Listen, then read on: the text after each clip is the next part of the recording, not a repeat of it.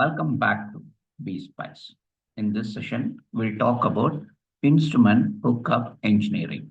In part one, we'll focus on more on the pressure and differential pressure transmitter. In the subsequent part, we'll focus on flow level and the control valve and the instrument hookup. Okay.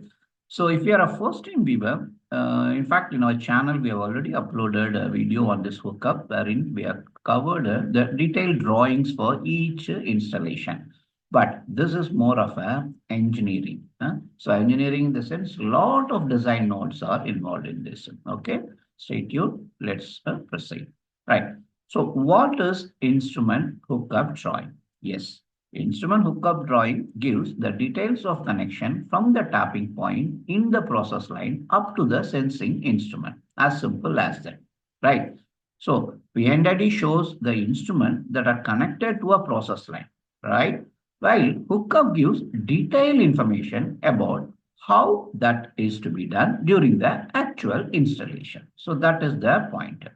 So why do we need the hookup? Yes, to make measurements accurate and reliable, to make measurement system safe, to be used at site for correct instrument erection and installation. Very simple, isn't it? Now let's go into the engineering process and interface. So engineering process in the sense, what are all the input documents required for making the instrument hookup drawing?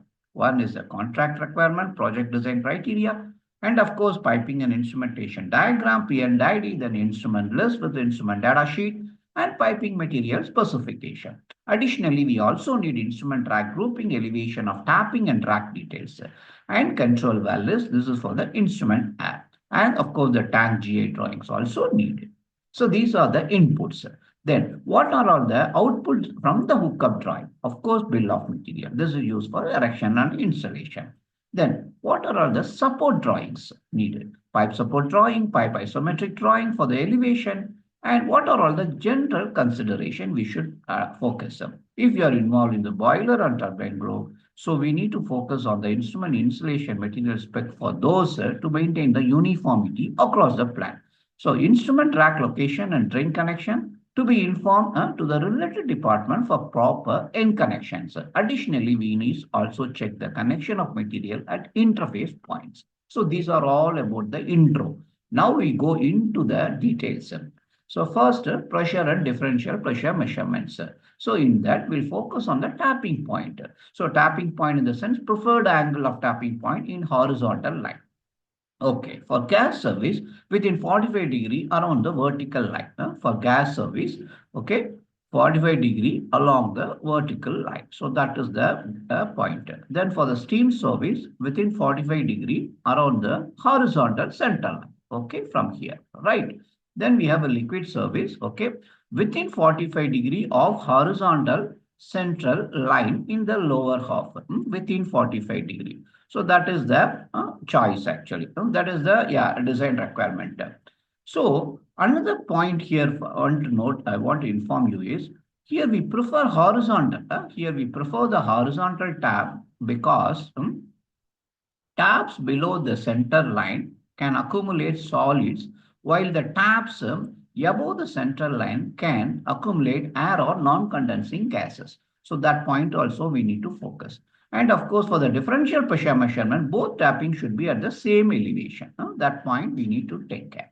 So this is about the tapping point. Now we go into the root valve. Okay, this is your typical root valve arrangement, right? So root valve, we call it as isolation or block, right? This are required to separate the entire measurement system, okay, from the main pipeline, right, when necessary. But they should not affect the pressure signal, okay? Root valves are located as close as possible to tap connection. So that is the point, as close as to the tap connections, okay?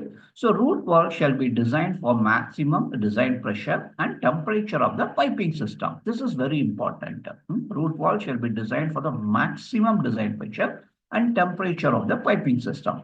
So for process pressure greater than 40 bar, two number of root valves to be used. Especially this is, applicable for, the power plant, wherein the high pressure steam, all these, right? Okay, now one more point I want to inform you.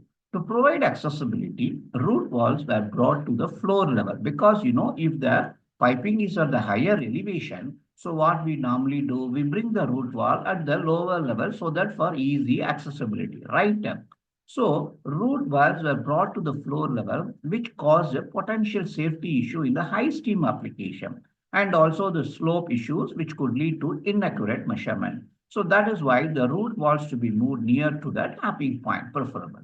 Okay, so this also we need to take note, friends. So this is about the root wall. Now we go into the preferred location of measuring instrument, that is the secondary, with respect to the process tapping. We call it as a primary. Okay, measuring instrument means your instrument. So that is secondary. Process tapping is the tapping from where we take, that is the primary. Okay, for gas service. Okay, so if it is a gas service, secondary above primary. So meaning the instrument is above the primary tapping. Sorry, here the instrument is above the primary tapping. Again, I repeat, friends, for gas service, secondary is what? Instrument. So above the primary. This is the tapping for the gas service. Okay. For liquid service, secondary, that is the instrument, below the primary. Okay, you got it? So this is the preferred location of measuring instrument with respect to the process tapping. Okay, good to go. Then we will focus on the impulse tube, pipe and fitting. Okay, so the required diameter of the impulse line depends on the service conditions.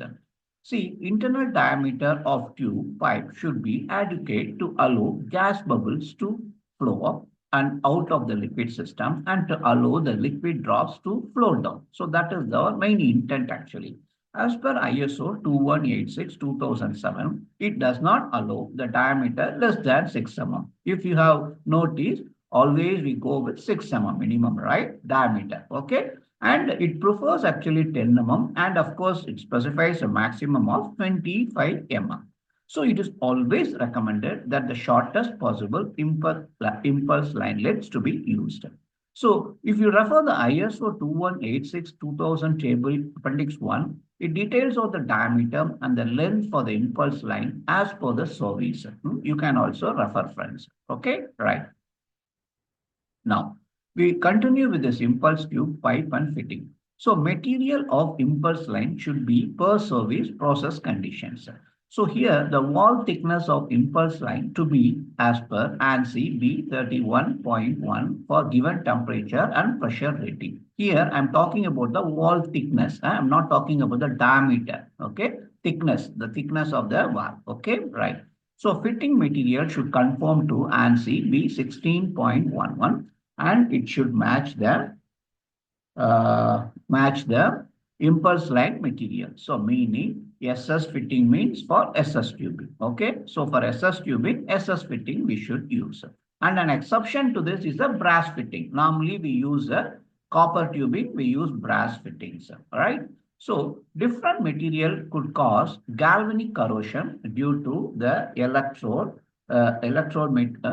potential of dissimilar metals. So that is why we need to adopt this. Okay.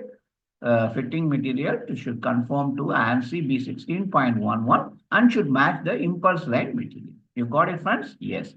So for gas application, this is some of the additional notes. That's why I've given in red. For gas application, slope from the process line to the measuring instrument to be upwards with a gradient of minimum 8% for self-drying, right? For steam application, the slope for impulse line to be downwards from the tapping point to measuring instrument with a gradient of minimum 8% for self-venting of non-condensing gases. You got it?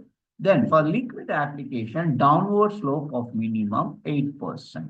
You got it, friends? Yes, these are the additional notes I wanted to inform you. Okay, additionally, one more point. In case of, pressure application for more than 40 bar, compression fitting, it causes leakage. So what we have to do is we have to use this welded fittings. Okay, welded fitting means the socket weld. We call it a socket weld, right? Yes, that one we need to do. Instead of half-inch OD compressed fitting, we should use a half-inch socket weld. So that is the point we have to note. So this is about the impulse tubing and pipe fittings. Now we go into the accessories. Accessories in the sense instrument isolation valve and watt manifolds. So valve manifolds are installed to permit operation, calibration and troubleshooting of the secondary device, that is the measuring instrument, without removing it. So that is the point. An assembly of 2 or 3 or more valves often used in one package to facilitate the calibration and maintenance. This is called a valve manifold. So these valves are used to isolate the secondary device from the impulse line, open a path between high and low pressure sides of the secondary device, right? So the secondary device, zero, that is no flow signal, can be adjusted by operating pressure with one block valve closed and the bypass valve open. I'm going to explain this in the next slide also. So drain or vent the secondary device or impulse line piping to drain them, drain or to the atmosphere. So this is about the valves. Okay. Now I'll go into the details of this two valve manifold. So this is the two valve manifold, right? So one valve connects the process to the secondary instrument, right? Correct. One valve connects the processor to the secondary instrument, and other valves allow testing, venting, and calibration. This guy, right? Okay. So that is the two valve manifold. Then we have a three valve manifold. Two block valves, okay, provide isolation, instrument isolation, and one equalized valve is positioned between the high and the low transmitter process connections. Okay. Then equalizing valve basically provides a mean to check for zero pressure differential PSI differential pressure when both the isolation valves are closed and only equalizing valve is left open. Okay. So this is about the three valve manifold. So this valves, this one is used for the DP type measurement, right? Okay. Now we go into the five valve manifold. See here, as you can see here, 1, 2, 3, 4, 5. Okay. Two block valve provide the instrument isolation. This guy. One equalized valve is positioned between the high and low process transmitter process connection. In additionally, we have a two drain vent valves for venting or draining and in-process calibration facility. Okay, friends. So this is about the valves. Okay. Now I go into the accessories wherein we'll focus on the remote seal. As you can see here, this is your remote seal and this is your capillary, right?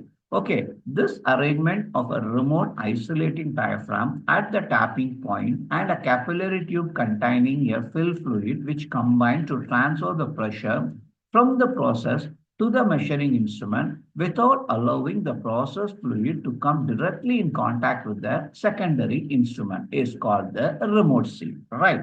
So this is employed when there is a need to protect the transmitter from the harsh process fluid. Process fluid is viscous or might get frozen in the impulse line because of the temperature fall. So process fluid might clog the impulse line with contaminants, right? So these are the scenario we use this remote seal. Also, process fluid is to be prevented from getting contaminated. So meaning for the food industry. So this is about the remote seal. Now we go into the condensate part. We call it as a seal part. This is the look and feel. Okay. To measure the pressure, height, temperature, steam without damaging the pressure transmitter sensor, condensate pot is used, which has a small volume of liquid inside, which creates a barrier for steam, which prevents it from reaching the sensing element. So here we have to put this. That is about the condensate part. Okay. Then we also have the same application. We call it as a pig dial siphon. So it is basically a loop of tube which serves the same purpose as the condensate part. So the condensed steam will accumulate and create a barrier for steam. Usually this is used in this line for pressure gauge and all. Right. So that's all about this part one, friends. Hope you had got a very good insights. And yeah, thank you very much and keep supporting. That is the only request from my side. And let's see, we will see in the next video wherein we'll focus on the flow measurement aspects. including magnetic flow meter and also the temperature measurements, very interesting are coming up, and also the level, and of course the instrument as applied. All this we will focus, friends. Thank you. Stay tuned. Take care. Bye-bye.